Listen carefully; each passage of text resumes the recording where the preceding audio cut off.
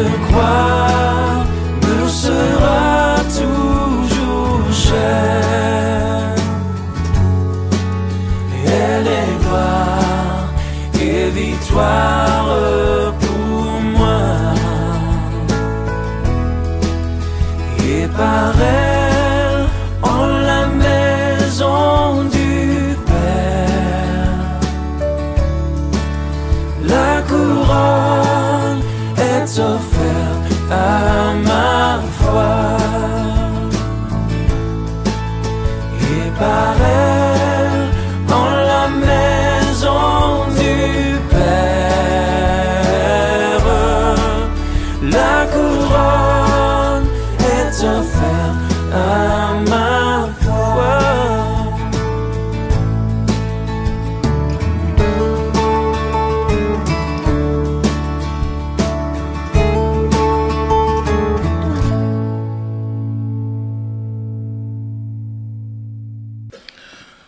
Je vous salue en Jésus-Christ, notre Seigneur et notre Sauveur. Soyez tous bénis en Jésus. Alléluia. C'est une grâce pour nous de toujours être présents dans sa sainte présence et de reconnaître qu'il est notre seul chemin, notre seule vérité et notre seule vie. Est-ce que nous le croyons? Est-ce que nous le croyons? Amen. Il y a quelque temps, le pasteur Linderman avait prêché sur « Appartenez-vous vraiment à Christ ?» Il avait posé une question. Est-ce que nous appartenons vraiment à Jésus-Christ? Parce que quelque part, si nous appartenons réellement à Jésus, notre Seigneur et notre Sauveur, cela signifie que nous lui devons tout en fait. Parce que quand tu appartiens à quelqu'un, c'est que tu lui dois tout. Tu dois tout lui donner. Parce que tu es à lui. Et lorsqu'il a besoin de toi, tu dois être présent, présente. Alléluia. Et c'est vrai que lui, il est toujours présent quand on a besoin de lui. Il est toujours là. Mais il nous demande de lui appartenir, d'être à lui.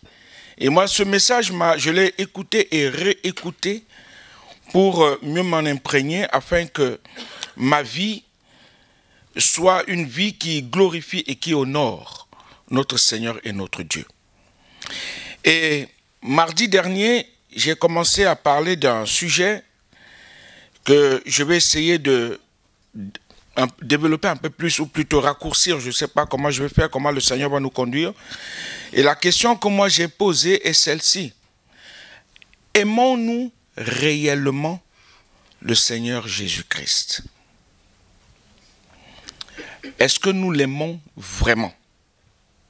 Parce que si nous disons que nous aimons Jésus, c'est que nous lui appartenons et que nous nous laissons conduire par son esprit à chaque instant de chaque jour. Sans plus poser de questions, sans plus avoir d'autres pensées qui iront dans le zig ou dans le zag, mais des pensées qui seront toujours en lui, par lui et pour lui seul. On est d'accord? Alors pour mieux comprendre ce que le Seigneur a mis dans mon cœur ce matin, j'aimerais que nous ouvrons la parole de Dieu dans l'Évangile selon Jean, au chapitre 14. Et c'est un verset que nous récitons assez souvent dans cette assemblée. Nous en parlons assez souvent. Jean 14, verset 15. Et ce verset dit ceci. L'Évangile selon Jean, chapitre 14, verset 15.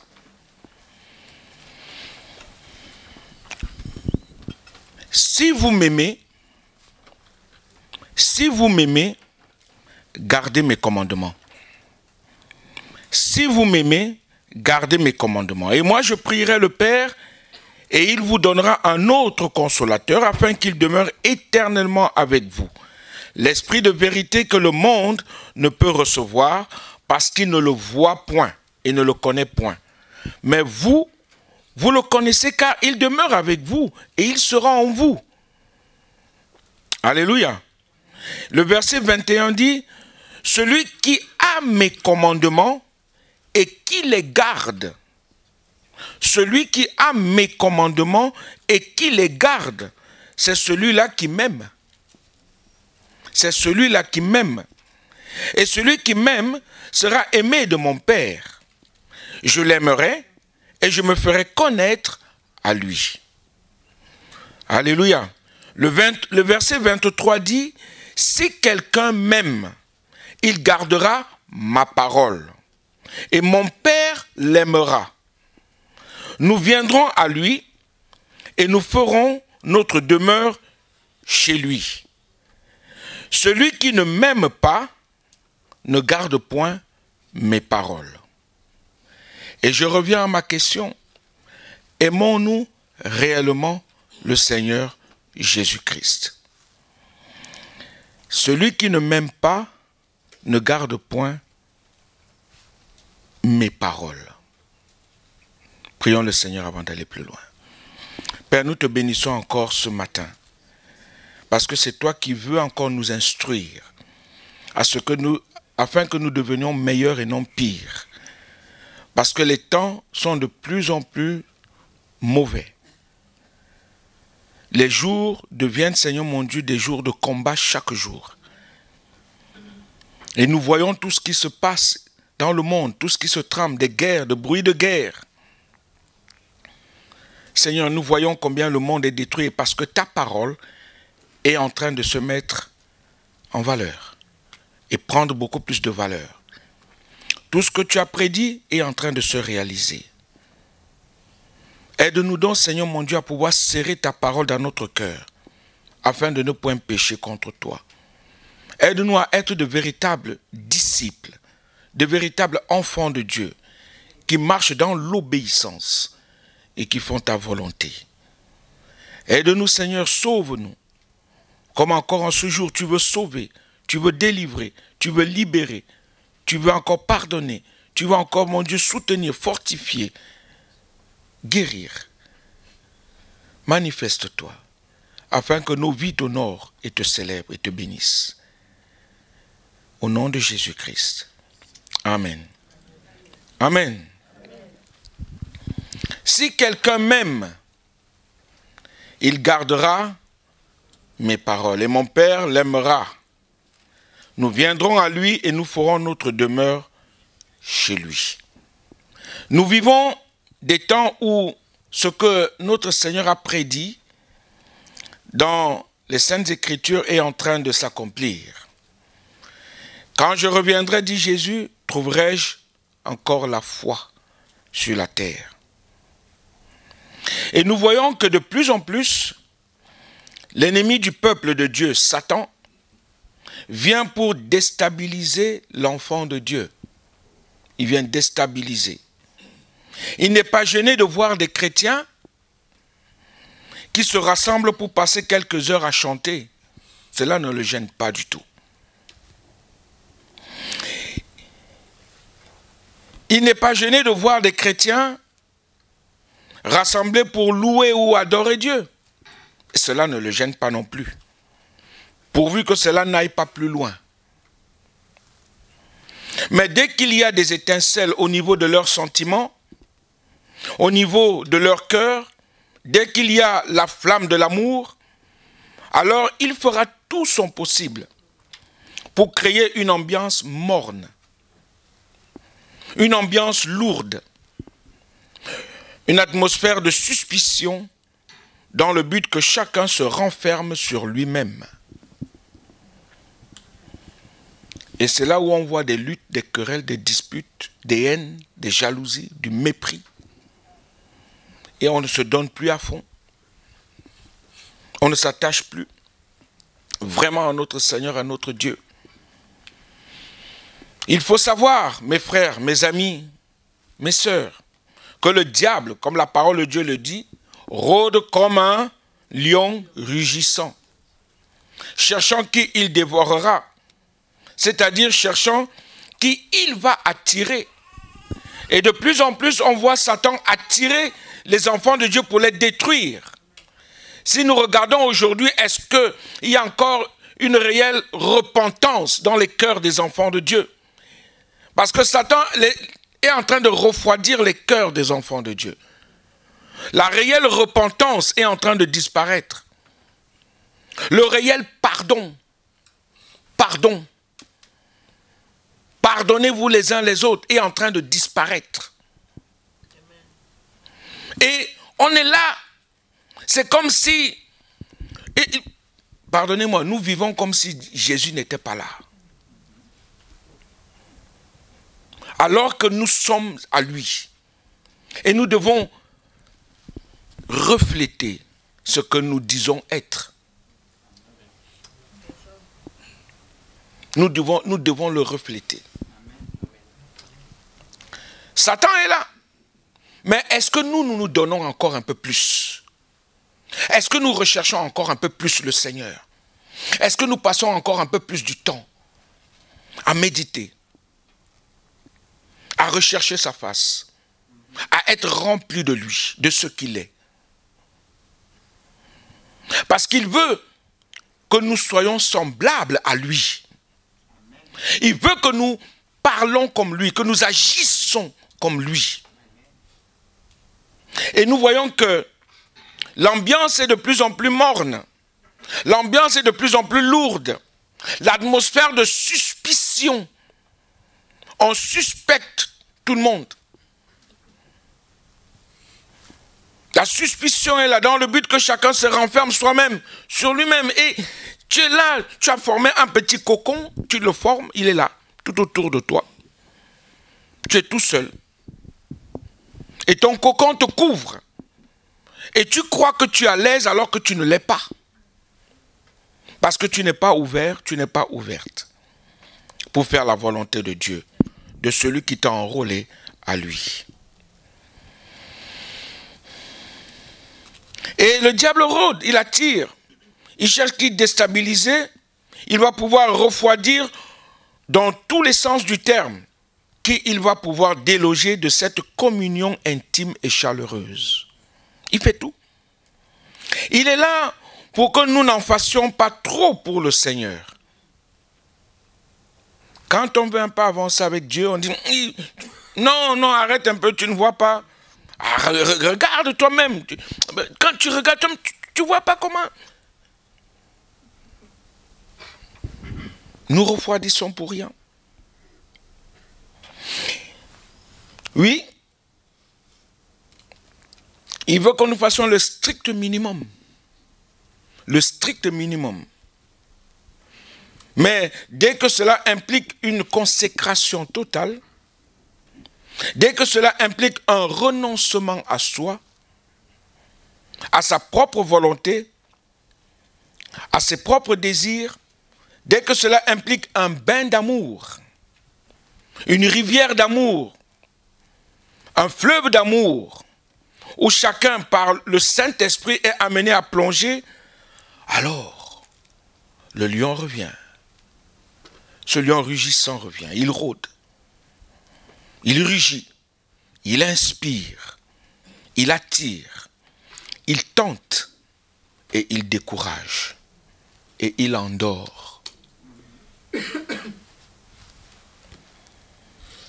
Enfin, tout ce que vous pouvez penser qui vous amène à délaisser le Seigneur, à délaisser son œuvre, et même à délaisser sa propre famille, à délaisser ceux qu'il a rachetés et qui sont vos frères et sœurs. Et moi, je sens que ce matin, on a besoin de parler de ces choses. Parce que quand nous regardons le monde aujourd'hui, on a besoin, nous, ici, de vivre Jésus. On a besoin de vivre Jésus. Je ne voudrais pas que, quand Jésus reviendra, on soit comme les 5 vierges folles. Je ne voudrais pas. Je voudrais que nous soyons tous comme les 5 vierges sages. Parce que les 5 vierges folles sont restées et les sages sont entrés dans la chambre des noces. Mais si nous nous endormons et que nous refroidissons, nous resterons. Nous resterons. Et les autres continueront. Alors j'aimerais parler de ce qu'est le Seigneur ce matin. Dieu est amour. Et l'amour est en Dieu. Et j'aimerais qu'on parle un peu de cela parce que c'est pourquoi mon thème, mon titre, c'est « Aimons-nous réellement le Seigneur Jésus-Christ » Est-ce que nous l'aimons vraiment? Est-ce que nous mettons vraiment sa parole en pratique? Si vous m'aimez, gardez ce que moi, je vous commande. C'est un commandement. Il ne dit pas, s'il te plaît, s'il vous plaît, pardon, est-ce que tu peux, est-ce que vous pouvez. Non, c'est un commandement. Si vous m'aimez, gardez ce que moi, je vous dis. Gardez mes paroles, on l'a lu. Celui qui ne m'aime pas ne garde point mes paroles. Celui qui ne m'aime celui qui ne m'aime pas ne gardera point mes paroles. Et nous devons garder les paroles de notre Dieu, ce qu'il nous commande de faire, ce qu'il nous demande de faire. Et nous devons faire sa volonté et non ce que nous désirons. Vous n'avez jamais remarqué, des fois on veut faire les choses pour Dieu. Il y a des petites pensées qui viennent propres à nous. On dit, ouais, bon, ouais, je peux, ouais, bof, ben, je vais prendre un peu de temps encore. Moi, je prends mon cas, hein, des fois on est devant un match de foot. Paris Saint-Germain-Barça. C'est un exemple.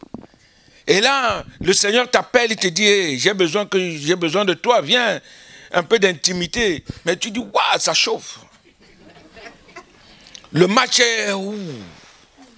Comment je fais? On voit là, le grand numéro 10 en train de dribbler, d'aller marquer les buts pour le Paris Saint-Germain. Et là, tu te lèves, tu te dis, wow, il va marquer. Et le Seigneur te dit, c'est au moins ce moment-là, avant qu'il ne marque, là, viens. Et quand la fin du match arrive, tu dis, ah Seigneur, je suis fatigué. Le lion rugissant t'a eu. Il t'a eu. Après, c'est Seigneur, à toi la gloire, amen. Tu as fait le strict minimum. Le strict minimum. Il avait besoin de toi. Au moment où il y avait le match. Au moment où il y avait le temps. Au moment où il savait que tu ne serais pas fatigué.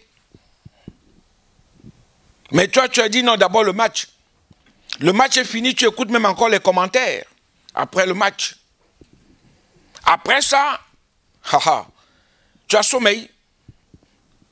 Tu vas aller te coucher. C'est fini. Tu récites le Notre Père et tu dors.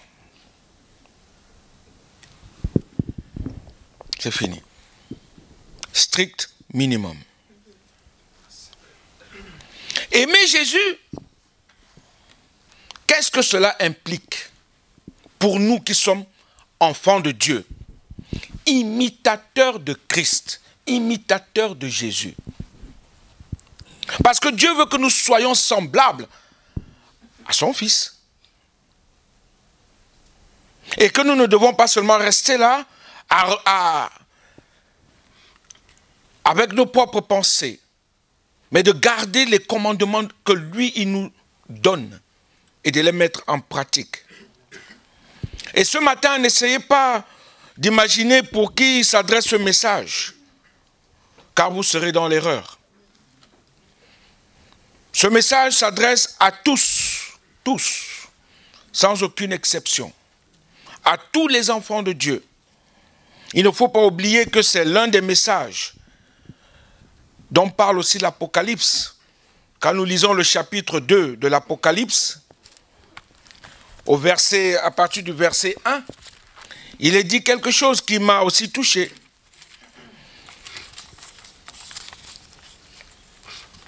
Il est écrit à l'ange d'Éphèse, voici ce que dit celui qui tient les 7 étoiles dans sa main droite, celui qui marche au milieu des 7 chandeliers d'or. Je connais tes œuvres, ton travail et ta persévérance. Je sais que tu ne peux supporter les méchants. Oui, nous ne supportons pas les méchants, nous ne supportons pas ceux qui font le faux, Nous ne supportons pas ceux qui font le faux évangile, qui annoncent des fausses paroles. Nous ne supportons pas les archbishops, tout ce qu'il y a d'autre. Nous ne supportons pas ceux qui viennent avec une fausse parole de Dieu. Il dit que tu as éprouvé ceux qui se disent apôtres et qui ne le sont pas. Et que tu les as trouvés menteurs. Oui, ils sont menteurs. Que tu as de la persévérance. Que tu as souffert à cause de mon nom. Et que tu ne t'es point lassé. Mais le verset 4 vient chambouler tout ça. Le verset 4 dit, mais ce que j'ai contre toi. Ah, tu dis, mais Seigneur, tu viens de dire que je déteste ce machin, je hais ceci. Ah oui, Seigneur, moi je marche dans ta vérité. Oui, c'est vrai, c'est vrai. C'est bien que tu n'aimes pas tous ces gens, ces faux apôtres, tu n'aimes pas les menteurs. Oui, mais ce que j'ai contre toi. Ah bon? Tu as quelque chose contre moi? Oui, oui. Ce que j'ai contre toi, c'est que tu as abandonné ton premier amour. Tu as abandonné ton premier amour. Souviens-toi donc d'où tu es tombé. Repens-toi. Repens-toi. Et pratique tes premières œuvres. Sinon, je viendrai à toi et j'ôterai ton chandelier de sa place, à moins que tu ne te repentes. Amen. Amen. Ça, c'est Dieu qui nous parle. On a besoin d'amour. On a besoin de cet amour. L'amour pour notre Dieu. On doit l'aimer plus que toute chose. Jésus-Christ va même encore plus loin. Il dit, si tu aimes tes parents, si tu aimes tes enfants, si tu aimes quiconque plus que moi, c'est pas bon. Ce n'est pas bon. On doit aimer Jésus-Christ plus que toute chose au monde. Notre vie lui appartient. Nous sommes à nous, lui avons tout donné, n'est-ce pas? Oui ou non? Ah, les amens là ne m'encouragent pas beaucoup. Est-ce que nous avons tout donné à Jésus? Nos vies lui appartiennent, oui ou non? Alors ça veut dire qu'il a un droit absolu sur nous. Ça veut dire qu'on ne peut plus dire ce qu'on veut, on ne peut plus penser ce comme on veut, on ne peut plus parler comme on veut, on ne peut plus agir comme on veut. On ne peut faire que ce que lui, il nous commande de faire. Toute notre vie doit lui ressembler. Ça, c'est ce qu'il nous demande. Et il va plus loin, le Seigneur, dans l'Apocalypse. Il dit ceci au chapitre 3, au verset 15. Je connais tes œuvres, je sais que tu n'es ni froid ni bouillant. Puisses-tu être froid ou bouillant? Ainsi, parce que tu es tiède et que tu n'es ni froid ni bouillant, je te vomirai de ma bouche. Combien on a besoin d'être bouillant pour notre Dieu? Est-ce que le zèle de la maison du Seigneur nous dévore encore? Est-ce que le zèle de la maison du Seigneur nous déborde au-delà de nos pensées encore? Est-ce que nous recherchons le Seigneur comme il se doit vraiment?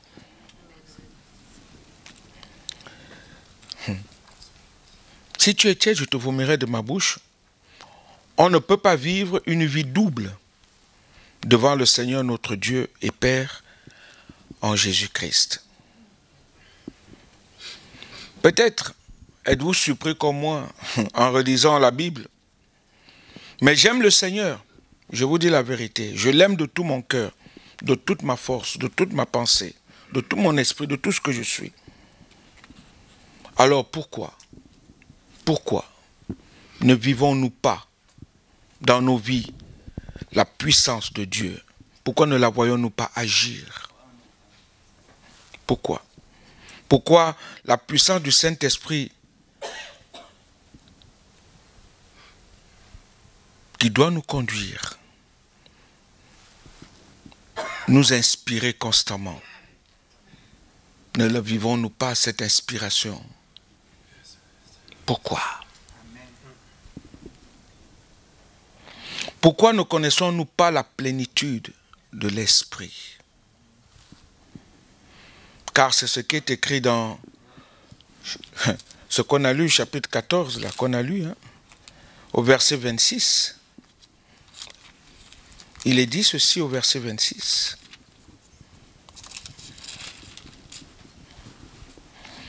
Mais le consolateur, l'Esprit Saint que le Père enverra en mon nom, vous enseignera toutes choses et vous rappellera tout ce que je vous ai dit.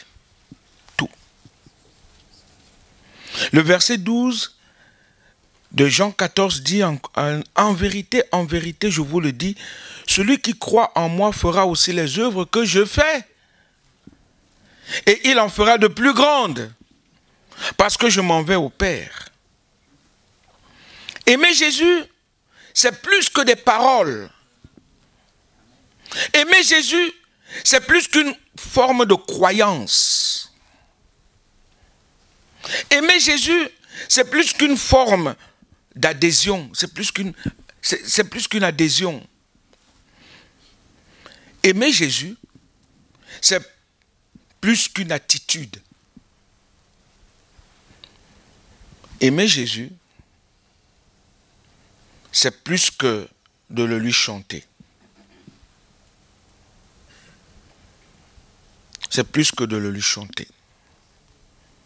C'est pas parce que je veux me mettre devant la télé, je veux mettre YouTube, je veux commencer à écouter les louanges, l'adoration, que ça prouve quelque chose. Je vous ai dit, c'est plus qu'une attitude. Ma vie doit être louange. Ma vie doit être adoration. Je dois aimer. Je dois aimer adorer mon Dieu. Quelque chose qui vient de moi. Je dois aimer louer mon Dieu. Je dois aimer adorer mon Dieu, glorifier mon Dieu partout où je suis. Je vous donne souvent cet exemple où je travaillais à Carrefour à Lyon et puis tout le temps je chantais mon Dieu. Partout je travaillais en chantant, en louant Dieu. Mon directeur vient me voir et me dit arrête. Arrête de chanter. Je lui ai dit si j'arrête de chanter, ce sont les colis qui sont là qui vont se mettre à chanter. Il me dit donc je ne veux plus t'entendre chanter. Et un jour il m'appelle dans son bureau, il se met à injurier Jésus, à sortir des blagues mais sur Jésus. Et tous les autres riaient. Et dans mon cœur, j'ai dit, Seigneur, à partir d'aujourd'hui, je ne le veux plus ici. Parce qu'il est en train de te troubler. Et il ne veut pas que je te loue. À partir d'aujourd'hui, je ne le veux plus. Ça n'a même pas fait 4 jours. Il a été viré, on l'a envoyé ailleurs. Attends. Pourquoi? Parce que quand tu es dans la louange de ton Dieu, quand tu es dans son adoration, la Bible dit que Dieu sied au milieu de sa louange. La louange qui vient de ton cœur. Dieu est là. Comment adorons-nous Dieu? Comment louons-nous Dieu? Comment aimons-nous notre Seigneur et notre Dieu? Nous sommes appelés à vivre ce que nous disons être en Jésus-Christ. Nouvelle créature. Une nouvelle créature. Vivre,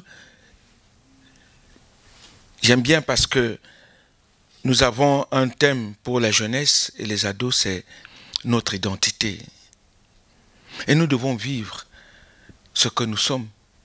Célestes. Célestes. Nous sommes assis avec Christ dans les lieux célestes. Donc tout en nous doit refléter ce qui vient d'en haut. D'où viennent encore les luttes? D'où viennent les querelles et les disputes et toutes ces choses? La chair. Parce que nous laissons la chair prendre le dessus. Et ça nous cause des problèmes. Et je reviens à ma première question. Aimons-nous réellement Jésus, notre Seigneur et notre Dieu? Si nous disons que nous aimons le Seigneur, alors toute notre vie doit être la preuve que nous l'aimons. Nos actions, nos paroles, nos faits et gestes, nos attitudes, le fait d'être dans l'église, d'apporter notre offrande, notre participation n'est pas forcément la preuve de notre amour pour lui. Ce n'est pas ça qui compte. C'est ce que je suis en lui qui compte. Il y a plus. Et Jésus nous le montre dans ce texte que nous venons de lire, où plusieurs fois il dira, si quelqu'un m'aime, si quelqu'un m'aime, il n'a pas. Si vous lisez le chapitre 14, il ne cesse de le répéter. Si quelqu'un m'aime, si tu m'aimes, si vous m'aimez, il montrera que c'est plus que des mots.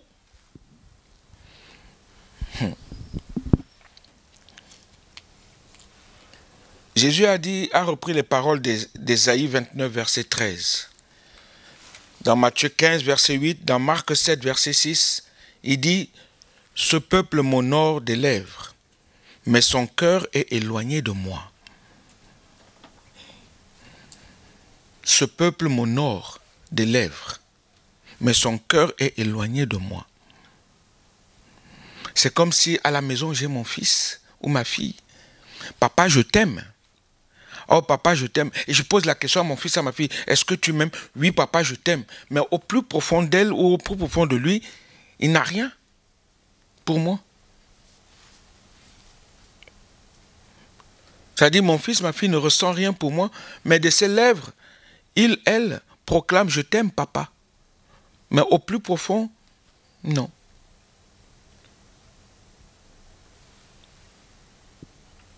Peut-être parce que nous vivons dans un monde où tout est chamboulé, peut-être. Mais nous avons accepté de suivre Jésus. Et il nous demande d'être semblables à lui. Jésus-Christ dit quelque part, le Père m'aime parce que je fais sa volonté. Parce que je fais sa volonté. Nous devons demeurer dans sa parole. Ce peuple me dit qu'il m'aime, qu'il m'est attaché, mais il se comporte, il agit comme si j'étais absent de sa vie. Vous savez, à l'église on crie Alléluia, merci Jésus, on arrive à la maison, c'est d'autres choses. C'est d'autres pensées. La première des choses, c'est si nous aimons vraiment Jésus. Il dit, Jésus-Christ lui-même le dit dans l'évangile selon Jean au chapitre 4, tu aimeras le Seigneur de tout ton cœur, de toute ton âme, de toute ta force, de toute ta pensée, et tu aimeras ton prochain comme. Alors regardons-nous si nous aimons notre prochain comme nous-mêmes. Et là, nous commencerons à réfléchir. Parce que si j'aime réellement mon Seigneur, que tout mon amour se porte vers lui, celui qui est à côté de moi doit le ressentir. Et celui qui est à côté de moi, je dois aussi le ressentir. Et ainsi de suite les uns pour les autres. Pas de critique, pas de murmure, pas de haine, pas de jalousie, pas de cancan, pas de. Mais on doit vivre Jésus. Les jours deviennent mauvais. Mais moi, je crois que Jésus revient bientôt. Avec ce qui s'est passé encore cette nuit, je me dis, Dieu est en train de nous avertir. Dieu est en train de nous avertir. Avec ce qui s'est passé cette nuit, j'avais des larmes aux yeux, je priais. J'ai dit, Seigneur, non. Mais c'est la volonté de Dieu.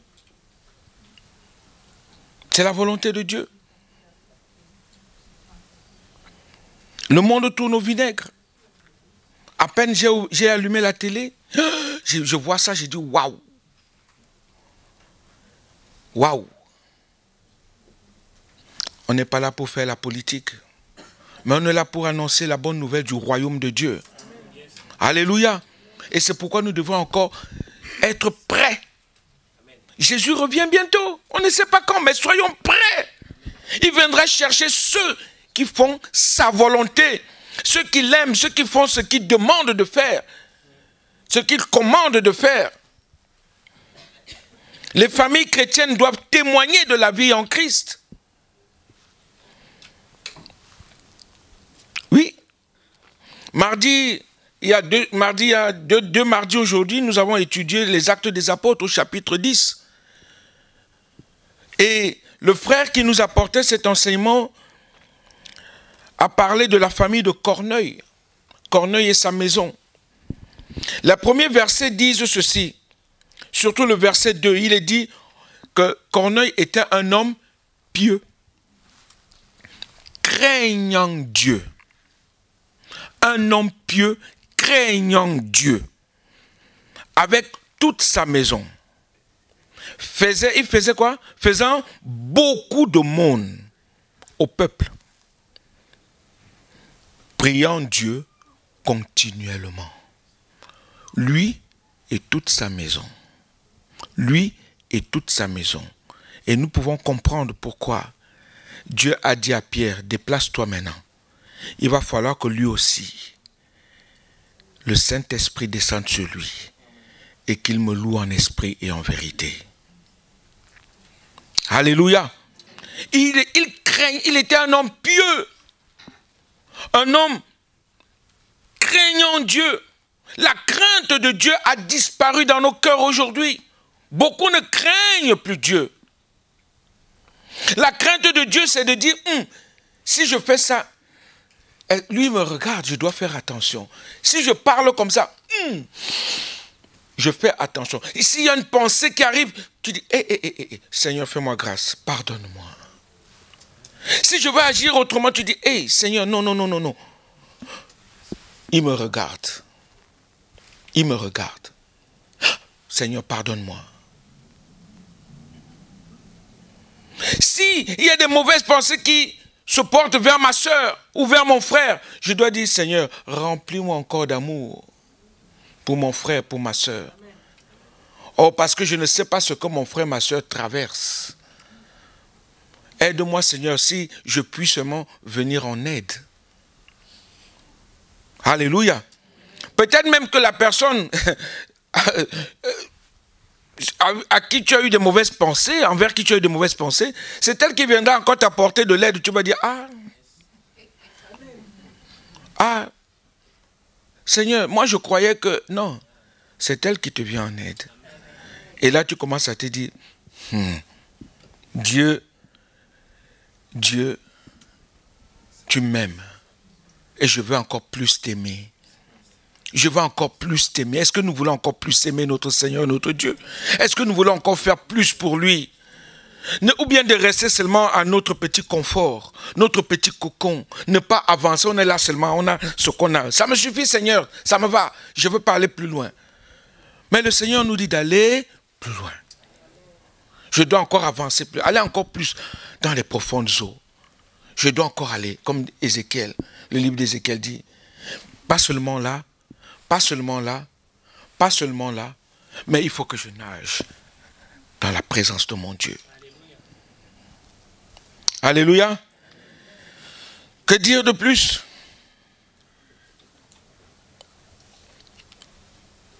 Est-ce que nous considérons nos familles? Est-ce que nous prions pour nos familles?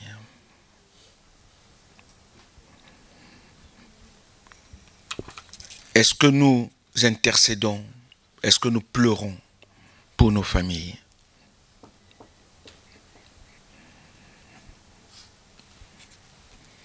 Avant que mon papa ne décède en 2000, je priais, je disais, Seigneur, j'aimerais un jour voir mon père auprès de toi. Je pleurais pour lui. En 1996, j'étais au Cameroun et mon papa vivait encore. Je dirigeais des petites églises, 7 petites églises dans un village, dans des villages. Et un samedi matin, on vient m'annoncer que mon père est mort. Et pourtant, toute cette nuit-là, de vendredi à samedi, le Saint-Esprit m'a dit, prie pour ton père. Je priais pour l'église, le Seigneur me dit, oublie-moi sur ça. Intercède pour ton père. De 22h à 5h du matin, que pour mon père. Je pleurais pour lui, à genoux. Je ne priais qu'en esprit, en langue. Le matin, vers 9h, 10h, j'entends « Pasteur Blaise, pasteur Mougou, pasteur. » Il dit « Oui, qu'est-ce qu'il y a ?» « Il y a un courrier pour vous qui vient de Douala. » « Ah bon ?» Je prends la lettre, il y avait des petites croix rouges dessus. Et vous savez, des fois, en Afrique, quand tu vois des petites croix rouges, ça veut tout dire. Ah, j'ouvre vite la lettre. C'est la femme, mon pasteur principal là-bas, qui me dit « Courage, mon petit, ton père est mort. » Je me suis mis à rire. J'ai dit « Mais attends, c'est une blague ou quoi ?» Le Seigneur m'a dit d'intercéder toute la nuit. Et là, on me dit que mon père est mort. C'est quoi ça? Je prends la voiture, j'arrive à Douala, à la capitale économique. À Douala, je trouve tout le monde par terre. Papa, oh. Il dit, mais papa est où? On me dit, papa est au village de sa troisième femme. Donc le corps est là-bas. Moi, j'étais serein, je ne pleurais pas, j'étais calme. Ma grande soeur me dit, qu'est-ce qui t'arrive? Pourquoi tu es calme comme j'ai dit? Yannick, papa n'est pas mort. Ah, toi, avec tes croyances, machin, ton Dieu là, machin. Il dit, papa n'est pas mort. Et je lui explique, j'ai dit, comment se fait-il que toute la nuit, le Saint-Esprit m'a conduit à prier, à intercéder pour lui, et le matin, on vient me dire qu'il est mort. Pour moi, papa n'est pas mort. Je prends la voiture, je vais à plus de 650 km au village de sa troisième femme. À peine, je demande où se trouve le village parce que je ne connaissais pas, je n'avais jamais été un jour de ma vie. Je demande, on m'indique. À peine j'arrive vers la maison, là où il était, je le vois sortir, la serviette sur les épaules et le pain. J'ai dit au chauffeur, arrête-toi. Je sors de la voiture en sautant. Je dis, papa, il me voit arriver. Il dit, Blaise, qu'est-ce que tu fais ici? Je dis, mais on m'a dit que tu es mort. Il dit, quelle mort? Et là, j'ai compris qu'il faut vraiment, toujours, intercéder pour nos familles. Amen, amen. Depuis ce jour-là, j'ai dit, Seigneur, aucune seconde ne passera sans que je n'ai une pensée pour un membre de ma famille. Amen. Et c'est très important. Amen. Priez pour nos familles. Parce que l'ennemi les trouble aussi, pour que nous soyons troublés. Amen. Il nous fait du mal. Il leur fait du mal pour que nous ayons aussi mal. Si nous n'intercédons pas, si nous ne passons pas du temps pour nos familles, pour nos amis, même pour le travail, quand je vois souvent beaucoup se plaindre, « Ah, le travail là, ah, wow. » Mon ami, Dieu t'a placé là comme une lumière. Amen. Ça veut dire que tu n'aimes pas réellement le Seigneur Jésus-Christ. Ça veut dire que tu le prends pour ton petit derrière. C'est toi qui es devant et Jésus est derrière. Mais quand Jésus est devant, qu'advienne que pourra, que 1000 tombent à ton côté, 10 000 à ta droite, rien à faire. Le patron se pliera. Amen. Surtout si tu es juste et vrai. Alléluia. Amen. Si tu es juste et vrai, le patron se pliera. Mais si tu fais des micmacs, ah, là, c'est pas bon. Alléluia. Amen. Alléluia. Et nous commençons à comprendre que Dieu nous veut pour lui. Aimer Jésus, c'est lui obéir. Obéir à sa parole. C'est entrer dans le plan de Dieu, dans la volonté de Dieu. Dans ses exigences. Et vous devrez comprendre que Jésus ne nous demandera jamais quelque chose d'impossible à faire. Il ne nous demandera jamais quelque chose que lui, en tant qu'homme, n'a pas pu faire. Ou que ses disciples n'ont pas pu faire. Mes frères, mes sœurs, je veux bientôt terminer. Comme moi, ce matin, vous aspirez à un véritable réveil, à un véritable souffle du Saint-Esprit. Vous aspirez à être envahi par la gloire de Dieu, n'est-ce pas? Par la présence de Dieu. Alors, il faut savoir une chose. Il faut savoir payer le prix. Et le prix, c'est celui de l'obéissance, de la soumission et du renoncement. Gardez mes commandements si vous m'aimez, dit Jésus. Gardez ma parole, non pas au fond d'un tiroir, non pas dans le placard de notre connaissance, mais dans notre vie de tous les jours. Quand vous ne vous sentez pas bien, comme lorsque vous vous sentez au zénith. 3 commandements du Seigneur qu'il faut absolument retrouver parmi le peuple de Dieu. Aimer Dieu, c'est vrai, mais aimer son prochain comme soi-même. Si on n'aime pas son prochain, l'amour de Dieu n'est pas en nous. Sachez-le. Si tu as de la haine envers ton frère et ta soeur, si tu as du mépris, tu ne fais pas la volonté de Dieu. Et Dieu n'est pas là. Deuxièmement, il faut veiller et prier les uns pour les autres. Troisièmement, vivre la repentance au quotidien. La séparation d'avec le monde. Vous pourrez lire 2 Corinthiens chapitre 6, versets 16 à 17. Nous ne devons plus vivre comme si nous vivions avant, comme nous vivions avant. Les choses anciennes sont, voici toutes choses sont devenues en Jésus-Christ. Pourquoi nous vivons encore comme si nous sommes toujours à la même situation? 2 Corinthiens chapitre 5 verset 17 parle de ça. Et la 4e chose que j'ai même trouvée, c'est allez et soyez mes disciples. Nous ne témoignons pas. Nous ne témoignons pas. Quand je parle de témoignage, c'est l'évangélisation. Nous n'évangélisons pas assez. Ou peut-être disons même non, on ne le fait même pas. Nous n'évangélisons pas. Nous n'évangélisons pas. Ne nous mentons pas. Nous n'évangélisons pas, nous ne témoignons pas. Vous croyez que Dieu nous a sauvés que nous seuls? Nous.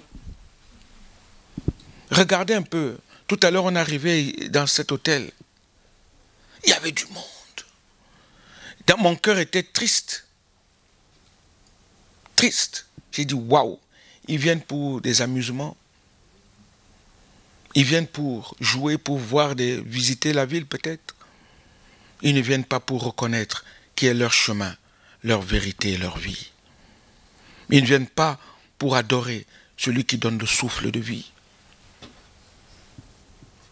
Frères et sœurs, pourquoi ne témoignons-nous pas? Et ne pas témoigner, ne pas évangéliser, c'est ne pas aimer Jésus. C'est ne pas faire sa volonté. Parce que lui, il a dit, allez! Allez par tout le monde, allez! Portez la bonne nouvelle du royaume. Et nous ne témoignons pas. Parlez de moi. Allez et soyez la bonne nouvelle, la lumière du monde, le sel de la terre. On peut entendre beaucoup de chrétiens qui disent aimer Jésus. Mais lorsqu'on parle du témoignage, de l'évangélisation, alors ils disent, moi, c'est pas mon affaire. Beaucoup le disent. Ah, moi, je ne suis pas fait pour ça. Ah bon?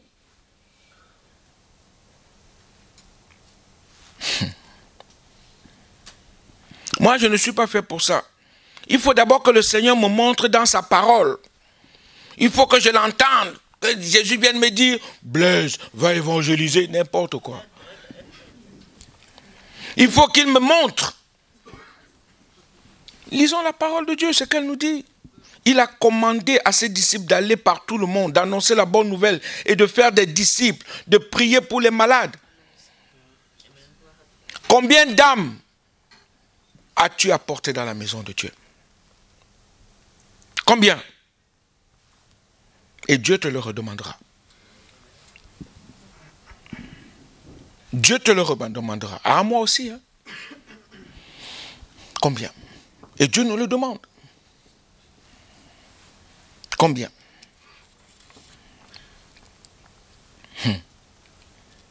On a besoin du Seigneur. Nous sommes dans les derniers temps. Le président Macron a besoin de Jésus. N'est-ce pas? La France a besoin de Jésus. L'Europe a besoin de Jésus. L'Afrique a besoin de Jésus. Le monde entier a besoin de Jésus. Mais du vrai Jésus. Du vrai Jésus. Pas un Jésus édulcoré. Du vrai Jésus. Et je conclue en disant, l'onction de Jésus repose sur ceux qui l'aiment, qui font sa volonté, sur ceux qui prient, qui ne se relâchent point, qui veillent, et sur ceux qui vont porter la bonne nouvelle. C'est quelque chose d'indéniable, parce que le Saint-Esprit est en eux, toujours. Toujours. Oh, je parle souvent du passé. Oh, quand j'allais évangéliser, oh là là. Ah, vous savez, quand on sortait, oh là là. Frère, nous sommes aujourd'hui. Jésus-Christ est le même hier, aujourd'hui, éternellement. Et c'est ce qu'on doit faire. Le passé est passé. On avance. La présence de Dieu, de Jésus est en eux, pour ceux qui témoignent, ceux qui font sa volonté. Et la question est là, est-elle en nous? Est-elle en toi, mon frère, ma soeur? Chaque jour. Le verset 16 de Jean 14 dit, le consolateur demeure éternellement avec vous. Le verset 23 dit, nous viendrons à lui et nous ferons notre demeure chez lui. 4 commandements du Seigneur qu'il faut absolument retrouver parmi le peuple de Dieu. Aimons-nous réellement Jésus? Gardons-nous vraiment sa parole? Sommes-nous obéissants? Soumis? Malléables entre ses mains? Habités par ce désir de lui être agréable, de lui faire plaisir? Le Saint-Esprit habite-t-il réellement en nous? Le pasteur Lindemann le parle souvent. Est-ce que le Saint-Esprit est vraiment en nous? Parce que s'il est en nous, on doit voir comment il agit dans nos vies. Le Seigneur Jésus-Christ veut nous bénir, mon frère, ma soeur. Vous ne pouvez pas vous imaginer. À condition que nous fassions exactement comme lui, il le désire. En mettant ses commandements en pratique. Nous devons l'aimer de tout notre cœur, de toute notre force, de toute notre âme et de tout notre esprit. Ce matin, laissons-nous visiter par le Saint-Esprit, parce que c'est lui qui nous parle à tous. Qu'il nous révèle l'état de notre cœur en ce jour. Nous devons venir à Jésus. Ouvrons-lui tout grandement notre cœur, afin qu'il vienne et qu'il nous lave, qu'il nous purifie, qu'il nous habite, qu'il nous empoigne, qu'il se serve de nous et nous envoie là où il veut. Alléluia. Nous voulons la gloire de Jésus. Laissons-nous envahir par sa présence. Il nous faut une réelle métanoïa, repentance. Un véritable renoncement à soi-même. Ce n'est plus moi qui vis. C'est Christ Jésus qui vit en moi. Alors, là seulement, nous pourrons l'adorer. Alléluia. Vous savez, j'ai quitté Lyon. Avant de quitter Lyon, ça n'a pas été facile pour moi et pour ma famille. Le Seigneur m'avait déjà donné 3 enfants à Lyon. Mon cœur était poussé à revenir à Paris. Et pendant ce temps, je combattais. Pourquoi? Parce que ma femme s'opposait à ce que nous venions à Paris. Elle ne voulait pas. Et moi, je pleurais, je disais, Seigneur, tu attires mon cœur sur Paris. Je ne sais pas pourquoi. tu me pousses à venir sur Paris. Et le Seigneur ne faisait qu'accentuer dans mon cœur. Et 2 paroles prophétiques, on était en pleine prière à l'église, jeûne et prière. Il y a une sœur qui prophétise une première fois. La même sœur réitère la même prophétie. Il faut que tu retournes à Paris. C'est là-bas que Dieu te bénira et tu connaîtras des moments difficiles, mais tu seras béni. Tu vas servir Dieu là-bas. Retourne là où tu étais, dans ta maison. C'était comme ça. J'ai dit, moi, les prophéties comme ça, des fois, ça passe. Mais un dimanche matin, en plein culte, j'étais en train de prêcher. Je ne connaissais pas le frère. Il y avait du monde qui était venu parce qu'il y avait un serviteur de Dieu qui était venu à Grenoble et ils étaient venus dans notre assemblée pour qu'on les amène là-bas. Donc ils étaient là. Je vois un jeune frère se lever à genoux. Il marche, il venait à genoux, il disait, pardonnez-moi Église, pardonnez-moi peuple de Dieu, pardonnez-moi. Le frère qui prêche là, je me suis dit, ça y est, peut-être que je suis un faux pasteur pour moi. Dieu me dit de te dire, prends tes affaires, ton épouse, tes enfants, partez d'ici, il ne veut pas de toi ici, ce n'est pas ta place ici. Va dans ta maison, retourne là où tu es né de nouveau, va-t'en. Quoi? Je regarde ma femme, le Saint-Esprit avait convaincu ma femme. Elle était en larmes, à genoux, pleurant devant Dieu. Le Saint-Esprit l'a convaincu. Il dit, Seigneur, si tu es en train de convaincre ma femme, alors tu veux vraiment qu'on parte, qu'on retourne là où à la maison. Retourne dans ta famille, Blaise. C'était pas facile. Et je vous assure que quitter Lyon, je disais, une si belle ville, la vie tranquille, il n'y a pas de soucis ici, il n'y a pas de problème. Lyon est calme, hein? Avec le brouhaha de Paris, les tumultes de Paris. Seigneur, toi aussi. C'est là dans le tumulte là que je te veux, Blaise.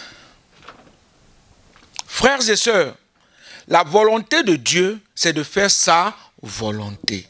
Que tu le veuilles ou que tu ne le veuilles pas. Quand Dieu te dit, fais ceci, fais ça. Il y a des moments où Dieu va même te dire, je ne veux plus que tu fasses ça. Tu dis, mais Seigneur, je suis béni dans ça. Il dit, je ne veux pas. Tu vas faire quoi? Tu vas insister, ben tu vas te retrouver par terre parce que tu ne pourras pas réussir. Mais si tu te laisses guider, si tu laisses le Seigneur te gérer, si tu dis, Seigneur, je veux obéir, allez demander à Abraham s'il voulait quitter ses parents, s'il voulait quitter Térak. Demandez-lui s'il voulait quitter son père et son père. Allez demander à Moïse s'il voulait quitter l'Égypte. Auprès là où il vivait bien, il avait tout. Il avait tout ce qu'il voulait. Il se retrouve dans le désert. Allez leur demander. Allez demander. Demandons au Seigneur Jésus s'il voulait réellement quitter son ciel de gloire. Là où il régnait déjà. Pour devenir chair, comme nous, semblable à nous.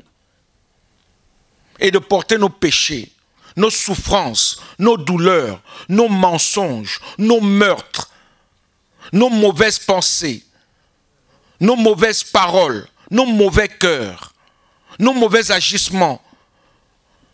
Demandez-lui, il vous répondra. Et nous, sommes-nous prêts à faire la volonté de Dieu ce matin? Est-ce que nous aimons réellement le Seigneur Jésus? Si vous m'aimez, gardez mes commandements. Prions le Seigneur, s'il vous plaît. Père, nous te bénissons. Est-ce qu'on peut lever nos mains? Que chacun se place devant son Dieu ce matin. Que chacun se place devant Abba Dieu. Et reconnaisse que c'est lui seul qui est capable de faire des choses pour nous. Père, nous sommes là, c'est pour toi. Père, nos pensées sont pour toi. Nos cœurs sont pour toi. Nos vies sont pour toi. Aide-nous dans nos faiblesses. Là où on a été faible, pardonne-nous. Pardonne nos offenses, comme nous pardonnons aussi à ceux et à celles qui nous ont offensés.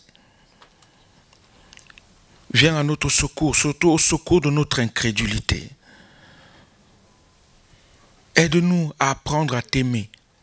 Aimer vraiment en mettant ta parole en pratique. En faisant ta volonté. Et ce matin, je crois que le Seigneur a parlé à plusieurs. Ne serait-ce qu'à une seule personne. Et Dieu veut te changer. Dieu veut que tu te donnes à lui entièrement ce matin.